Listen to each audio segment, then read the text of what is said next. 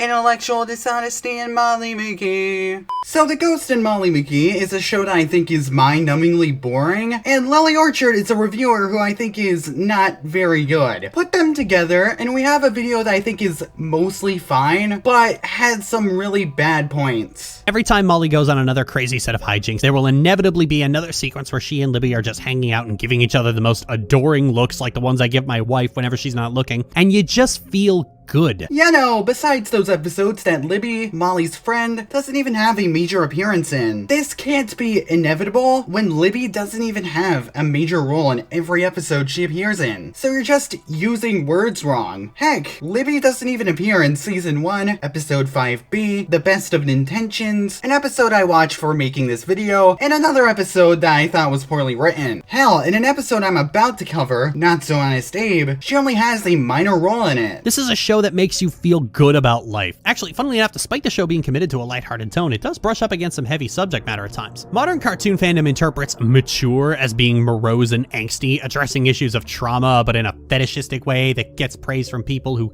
clearly aren't handling their shit very well. If Lily Orchard hates BoJack Horseman but likes something as tedious as Molly McGee, I am going to die laughing. It's why I'm often dismissive of the crowd that pushes for animation to be appealing to adults, because it already did that decades ago and keeps doing it. It's just that you didn't watch those films or those shows. Pixar's been making melancholy and genuinely heartfelt films for years, but this crowd said it looked too kiddie and we're too busy busting a nut over Kubo and the Two Strings. But this is a different beast entirely. The Ghost of Molly McGee touches on some extremely heavy subject matter, but neither takes those subjects lightly, nor do they mince words. I'll show you what I mean. This is a small example, but the Civil War has been a tangential subject in cartoons for a while. I remember an episode of The Weekenders that had lore studying for it, but when it's brought up, it's always in a very historically stripped down version, and I'm being vague to lead into Lincoln said that's not gonna work for me. I don't agree with the evils of slavery. The Ghost of Molly McGee has an episode about Molly doing a report on Abraham Lincoln and actively addressing that slavery was the primary issue of the Civil War. That's not something children's shows typically do, especially not when merely pointing that out is more contentious now than it was 20 years ago.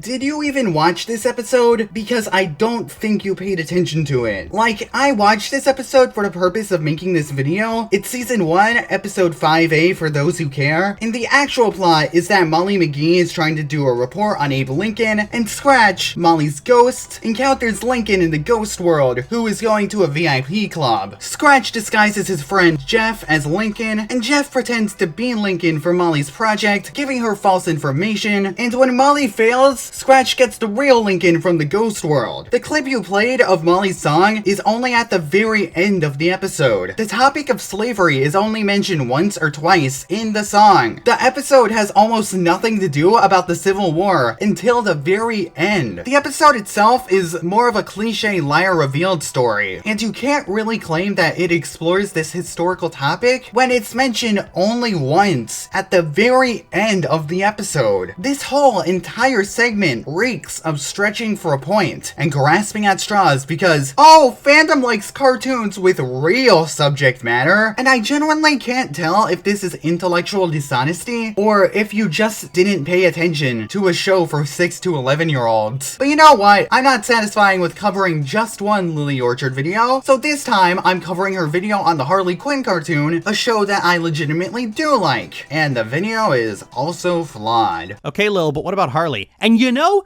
I never expected a nothing character like Clayface to be so charming. Clayface was always like a random D-list monster like Carnage, but here he's reimagined as a struggling actor, constantly making new characters to assume and being the ham to go with the cheese that is the romance in this show. Clayface is a nothing character? Since when? The Batman the Animated Series two-parter, Feet of Clay, is considered to be one of the best in the series because of how it analyzes Clayface, whose real name is Matt Hagen. In this version of the character, he is an actor with a face disfigurement who becomes addicted to a face cream and metaphorically sells his soul to get more by working for the cream's creator. So much to the point where he loses his humanity by becoming Clayface in the process. That last part was not a metaphor. Meanwhile, movie star Matt Hagen is shown to be hopelessly addicted to a facial cream chemical that restores good looks to his disfigured face. It's revealed he's working for corrupt businessman Roland Daggett. Daggett has him impersonate others with the capability properties of the facial chemical while supplying him with the addictive substance. They also don't shy away from a few grotesque moments. I mean, they go pretty far with at least one horrific scene. The sequence where Hagen is held on the floor as Daggett's thugs are pouring an exorbitant amount of the facial chemical down the actor's throat is pretty terrifying, and showing us just the shadow made it even more disturbing. We see a tease of the effects that had on Hagen at the end of the episode. I know that you don't like shows that Bruce Timm works on because he's kind of a pervert, but that doesn't mean that you can just regard characters like Clayface as quote-unquote nothing characters.